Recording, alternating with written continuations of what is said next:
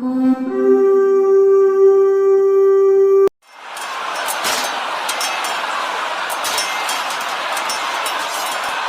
last month of the siege.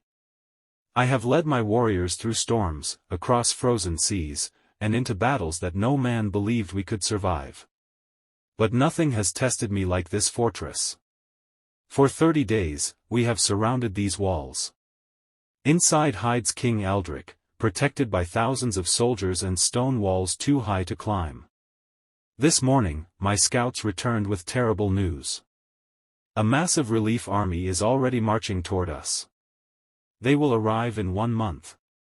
If we fail to capture the fortress before then, my warriors will be trapped between the castle and an army twice our size. Retreat is impossible. Surrender is unthinkable.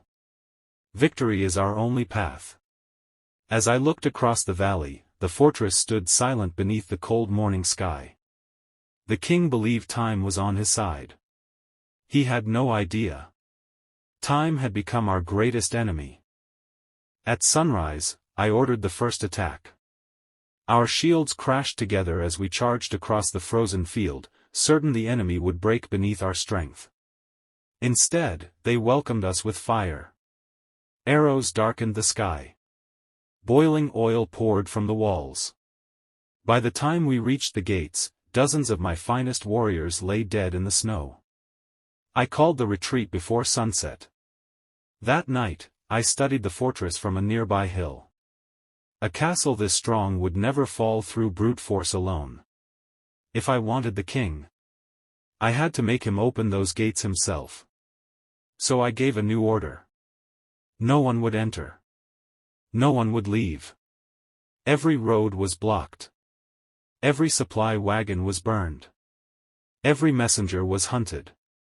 If the walls could not be broken, then hunger would become my greatest weapon. 2 weeks passed. The fortress grew quieter with each passing day. No soldiers mocked us from the walls anymore. No horns echoed through the valley. Then, on the 15th night, everything changed. A lone rider burst from the castle gates, racing through the darkness. My men caught him before he reached the forest. Hidden inside his cloak was a sealed letter. It was addressed to the approaching relief army. The king was begging them to march faster. He had less food than I had imagined. I smiled for the first time since the siege began. But before dawn, another scout arrived with even darker news. The relief army had changed its route. They would reach the fortress in only 6 days. The siege was over. Now, it would all be decided in one final assault. Before the sun rose, every warrior stood ready. No speeches. No songs. Only the sound of axes being tightened and shields locked together. I raised my sword toward the fortress. Today, we take the king, or we die trying. The valley erupted with war cries. Our battering rams smashed against the gate again and again as arrows rained from above.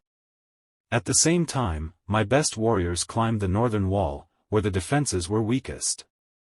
The enemy rushed to stop them. That was the moment I had been waiting for. The gate finally splintered. We stormed into the fortress, fighting through the streets until we reached the great hall. King Aldric stood there with his remaining guards. He looked exhausted, not defeated by my sword, but by the hunger and fear that had consumed his kingdom. He lowered his crown before I could raise my axe. The fortress had fallen. 3 days later, the relief army arrived. They found only Viking banners flying above the walls. We had won. With barely enough time to survive ourselves. Years have passed since that winter. Many remember the battle. Some remember the fortress. Few remember the names of the men who never returned home. People say I conquered an impossible castle. They are wrong. Stone walls can always be rebuilt. The lives we lost that month never could. When the sea calls my name for the last time, I will not remember the crown we captured. I will remember the warriors who followed me without fear. Until the very end.